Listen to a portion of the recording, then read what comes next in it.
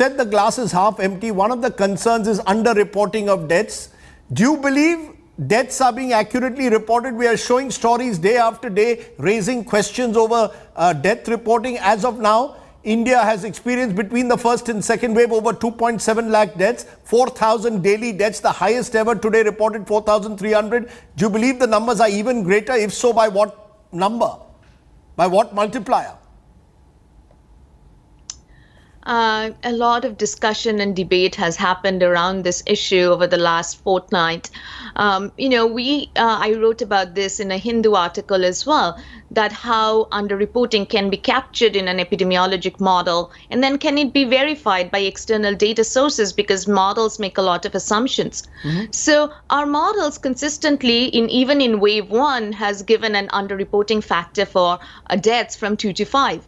And no country can ever claim that they have really captured all COVID-19 deaths. So this is a common problem worldwide. But in India, this seems particularly acute in wave 2.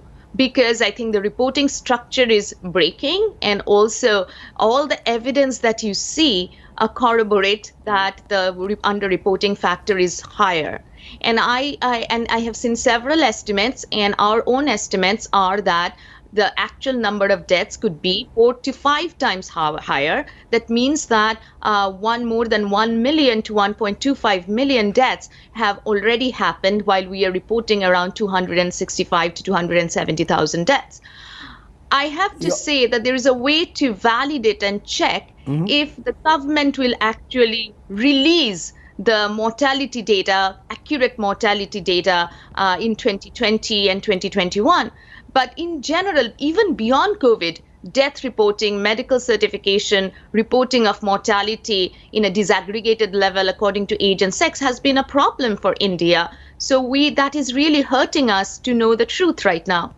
I also want to mention that if all of us have lost someone and so many families are affected, then how can the numbers be true?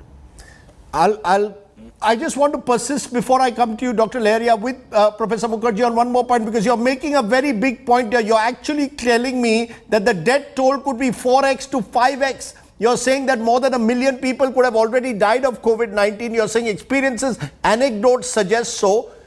Does a model also suggest so? Because I want to throw some numbers at you. In Gujarat, for example, a daily Divya Bhaskar reported 65,000 more death certificates between March and April 2021 compared to 2020. Government claiming only 4,218 deaths in Gujarat in this period. In Delhi, wide gap between official figures, COVID funerals. We've got rural India. We've again shown a story from Prayagraj, bodies around the Ganga. Numbers could be much higher. So you are suggesting that the numbers, what do you suggest the government do? Come clean? Come clean and tell India that more than 1 million people have died? Yes, so that's a very good question, and that's why we have been saying that the models are making assumptions about, fatality rates in certain age groups and what has happened.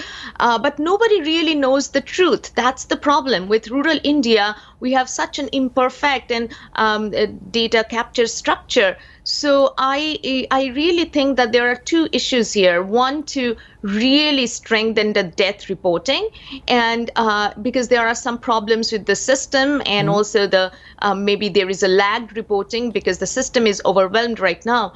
But also, the cause of death being misclassified as not COVID. We have heard this from several people, that it is actually assigned as certain other comorbidities. So the only way I would say that is to release exactly this kind of studies that Gujarat has done. There are alternative ways of gathering data, but we are having reports separately from different states. We need sort of a really nationally representative study. We can use other databases, for example, the cell phones that have gone silent, the social media accounts, the life insurance claims, because in absence of the data released by the government on official death counts, we have to really rely on secondary data sources and linkages to see the extent of the problem. Right now, the answer is we do not know, and science should proceed with that humility that we do not know.